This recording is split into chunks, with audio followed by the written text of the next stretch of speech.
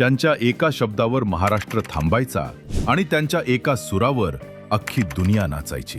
सुरांच्या या सम्राज्ञीची, शब्दांच्या या वादळाशी मातोश्रीच्या भिंतीआड नेमकी कशी मैत्री होती, जाणून घेण्यासाठी हा व्हिडिओ शेवटपर्यंत नक्की बघा. बाळासाहेबांच्या जिभेचे चोचले पुरवण्यासाठी आशाताई अनेकदा ग्रँट रोडच्या कोळीवाड्याचा ताजा मासा स्वतः घेऊन मातोश्रीवर जायच्या. त्यांच्या हाताची मच्छी बिर्याणी आणि पायासू बाळासाहेबांचे जीव की प्राण होते.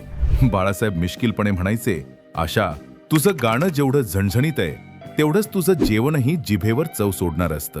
एका जागतिक दर्जाच्या गायिकेला बाळासाहेबांच्या राजकारणापेक्षा त्यांचा भारदस्त आवाज जास्त भावला होता. आशाताईंच्या मते बाळासाहेबांच्या भाषणातले चढउतार एखाद्या शास्त्रीय संगीताच्या मैफलीसारखे असायचे, जिथे प्रत्येक शब्दाला एक वेगळी लय होती. 2012 मध्ये जेव्हा कार्यक्रमात येणाऱ्या पाकिस्तानी कलाकारावरून राजकीय वाद पेटला, तेव्हा आशाताई डगमगल्या नाहीत. मला फक्त संगीताची भाषा समजते असं म्हणत त्यांनी थेट भूमिका घेतली. बाळासाहेबांनाही त्यांचा हा रोखठोकपणा आणि मराठी वाघिणीचा बाणा खास आवडून गेला. विबे पार्ले इथे उभारलेल्या दीनानाथ मंगेशकर सभागृहाच्या मुख्य प्रवेशद्वारावर हृदयनाथ मंगेशकरांचे जे चित्र आहे ते खुद्द आशाताईंनी बाळासाहेबांना प्रेमाने भेट दिलं होतं. मैत्रीच्या या आठवणी आजही त्या सभागृहाच्या रूपाने जिवंत आहेत. आज दोघीही आपल्यात नाहीयेत, पण सत्ता आणि सुरांचा हा अनोखा संगम तुम्हाला कसा वाटला? कमेंट्समध्ये नक्की सांगा.